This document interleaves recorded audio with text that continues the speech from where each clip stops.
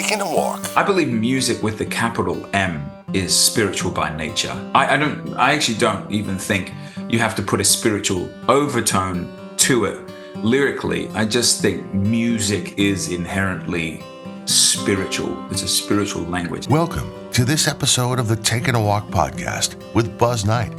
Today, Buzz speaks with Joel Smallbone from For King and Country, the Christian pop duo from Australia. Joel and his brother Luke make up the band that spins a cocoon of sounds, enveloping listeners with inspiring sounds. They're a quadruple Grammy winner, and they're releasing A Drummer Boy Christmas, both as a feature film and a new album. Let's welcome Curb Records recording artist Luke Smallbone from King and Country on Taking a Walk. Thanks for being on. I really appreciate it. We have a lot to unpack here. We want to talk about A Drummer Boy Christmas album. We want to talk about the cinematic concert experience. Yeah. And we want to also talk about the tour. So we're going to get to all of that. Congratulations on it, you ambitious young lad. I receive it. Thank you, man. So tell us about your upbringing in Australia and how that really influenced this great musical journey.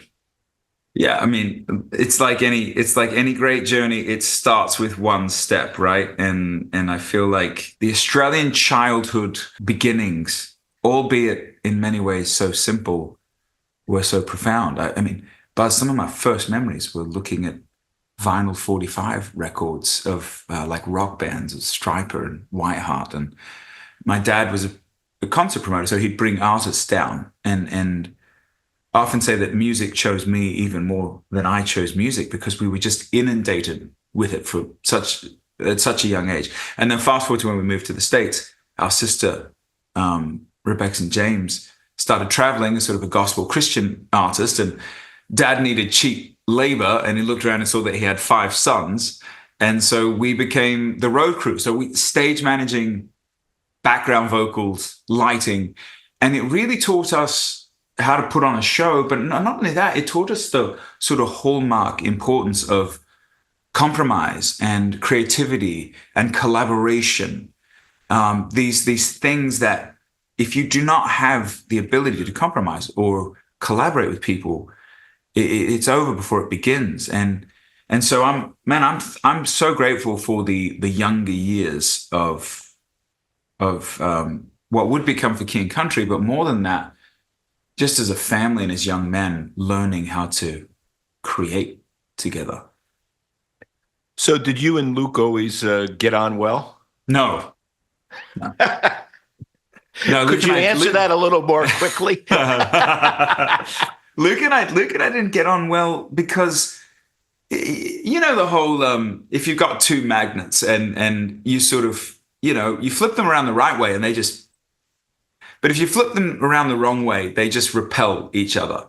Luke and I were 2 magnets flipped around the wrong way, in that I'm the older brother. And as a teenager, you know, there are certain things that are sort of unforgivable sins for the younger brother. One, the younger brother should not get taller than the older brother. And he's 4 inches taller than me. And 2, the younger brother should not be a better sportsman than the older brother. And he's a better sportsman than me.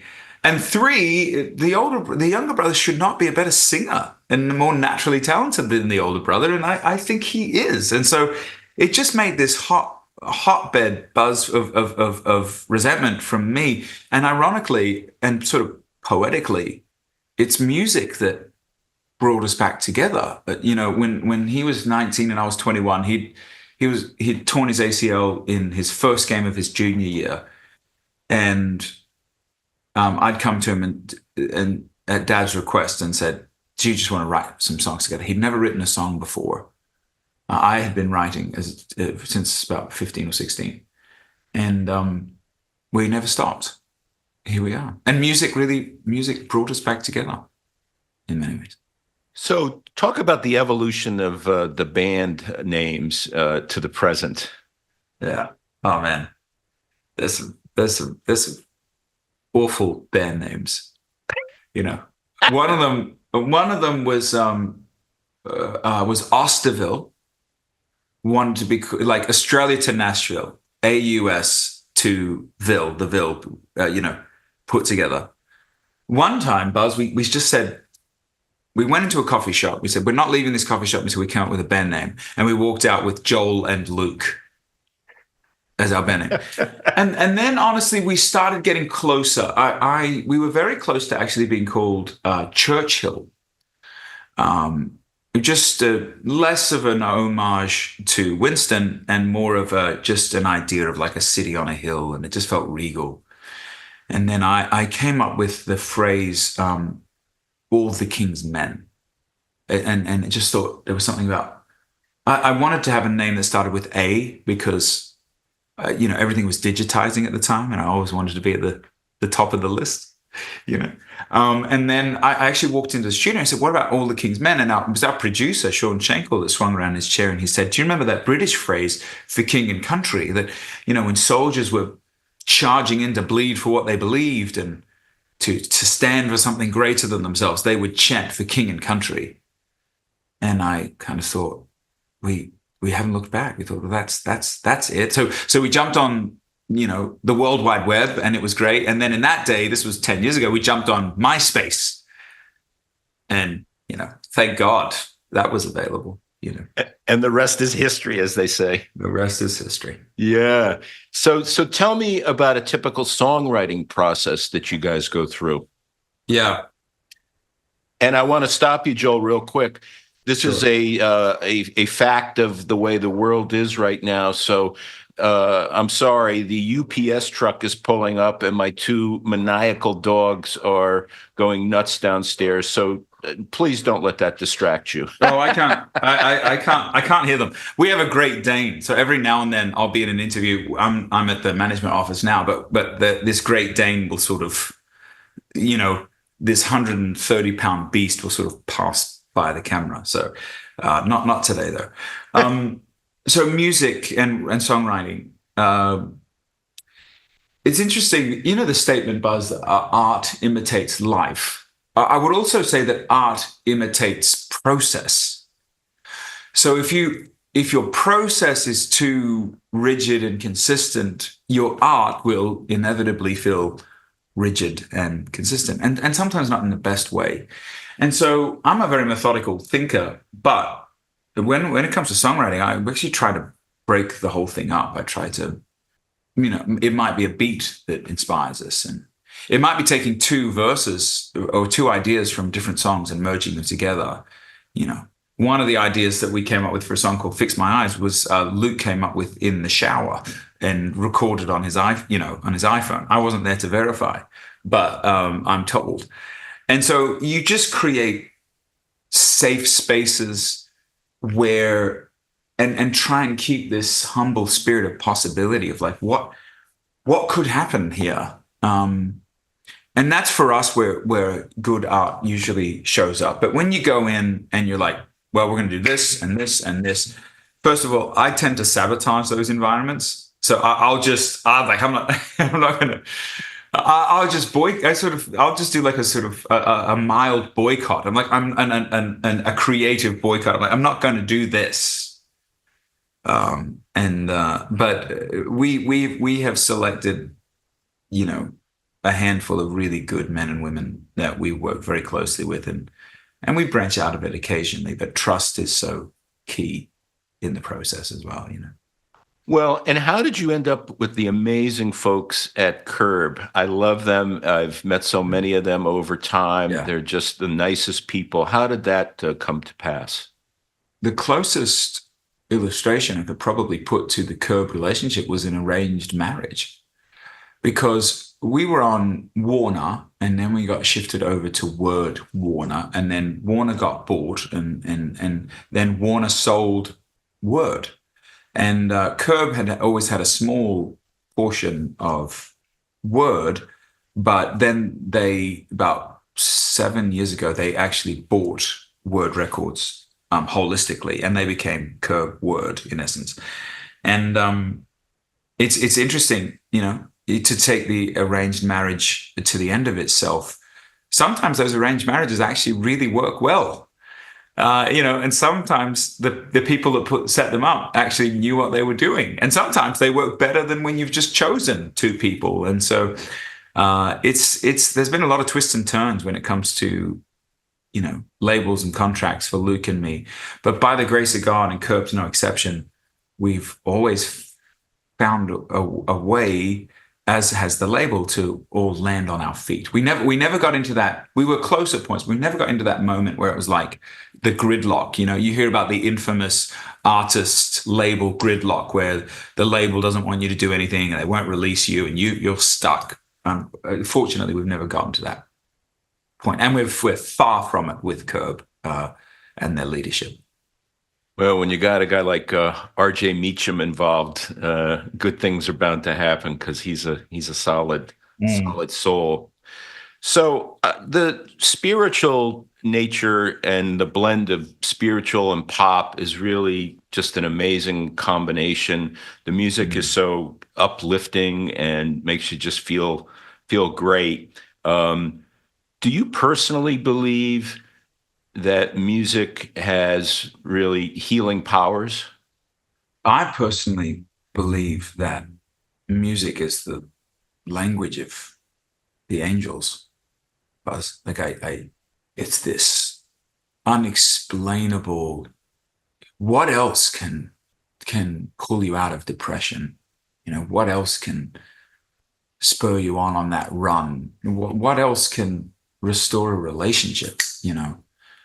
What else can change, literally, metaphysically, the way you see yourself or the world or God or those around you?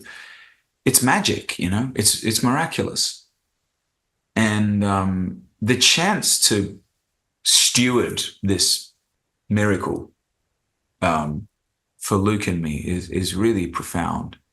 And the short answer is yes. I believe music with the capital M is spiritual by nature. I actually don't even think you have to put a spiritual overtone to it lyrically. I just think music is inherently spiritual. It's a spiritual language. Now, like anything spiritual, there can be a dark spirit or a light spirit. And I've heard music that I felt had a very deep darkness to it, but it's still spiritual. We've just probably chosen to focus on the light and invite that into the room and sort of look heavenward as we write, and yet try to do it in a way that does not feel sort of fluffy and kitschy and hallmark. At least we hope. We produced this other podcast called Music Saved Me, about the healing power of music. And have there been moments where you have been personally at a low moment and a particular song or an artist has lifted you up at a difficult time? Yeah, I remember I was a teenager, and it was when the Twin Towers had fallen, and they obviously fell on 9/11, and then not 3 months later, the American football Super Bowl happened, and U2 had been asked to perform that year, if you remember, and they played Where the Streets Have No Name, and they had this scroll of all of the lives that were lost in the attacks behind them on this massive white curtain. And I remember sitting in front of the tube TV, just moved, emotional, to the point of tears. And even now recalling it affects me in the same way. This song and this voice and this band could literally reach through the tube TV into millions or billions of lives simultaneously and impact and reframe the way they looked at this great tragedy. And that was actually one of the hallmark moments for me of going, if music can do that, I'd like to be part of that, whatever that is, Oh, I got chills. What a great story. Thank you. Thank you for sharing that deep story. So let's talk about these projects, these multi-tiered projects. First of all, A Drummer Boy Christmas, the album coming out. And tell me how you feel about the creation of the album. Yeah. Well, I'm going to invert the two projects because one really kind of precedes the other. So it was towards the end of last year, and we were in the middle of what would end up being our kind of final arena Christmas tour for the moment. And we love Christmas. We love the Christmas season. We love taking these incredibly nostalgic, spiritual, emotional songs, these classics, and giving them the for king and country flair and sharing them every Christmas. The only trouble, Buzz, is that you can only be in one place at the one time when you're on tour. And the Christmas season is so short, unless you're the Trans-Siberian Orchestra, you can only go to like 10 cities. And so every year we'd announce the Christmas tour, and 3/4 of America and Canada and the UK, they're all upset. Brazil, how dare you? You're not coming here. And so it was sort of poetry in motion. We were in the middle of the tour, and I just started getting pretty nostalgic and feeling like, man, this is an amazing tour, and it's such a snapshot in time for us as a band. So 3 weeks before the last show, I called our producer, Josh Walsh, our film producer, and our film crew from our movie Unsung Hero through Lionsgate. And I said, hey, let's all head over to the Toyota Center in Houston, Texas. There was 12,000 folks there. It was the last show of the tour.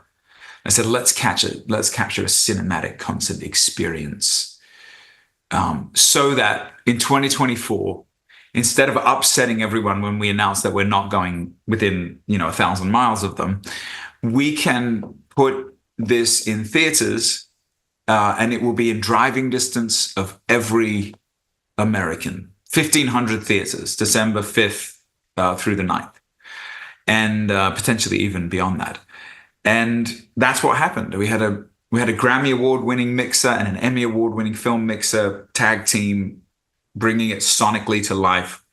I had an incredible film editor who worked on our movie, cinematically put it together. And this is when Buzz, I literally, my wife came to me after she saw the screener, Mariah, and she said, Joel, I think this is better than your live shows, because every seat is a front row seat in the theater, sonically, cinematically. And so we're so proud to bring that to theaters. And then, as I said, in the reverse order, because we captured that, inherently we had this beautiful live album.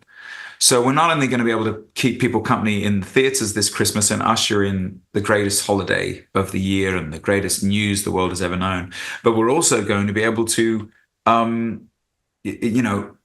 reach into people's homes and onto their phones and into their cars, and through the Drum Boy Christmas Live album, and kind of sonically keep them company as they're, mixing their eggnog and making gingerbread houses or whatever they do at Christmas. Oh, that's tremendous. So folks can look forward to many opportunities to be able to hear, see, experience the band, and the great music and the great vibe. So in closing, I know you have tremendous gratitude for your fans and how they follow you, and speak to them right now as we close out this episode. Yeah. Well, I'll start by saying the reason we worked so hard on this cinematic experience was for you, because we wanted to give our supporters and family, in our American family, our Canadian family, our United Kingdom, our Australian and New Zealand family, the opportunity simultaneously to experience the story of Christmas and these, like I said, these incredibly nostalgic songs.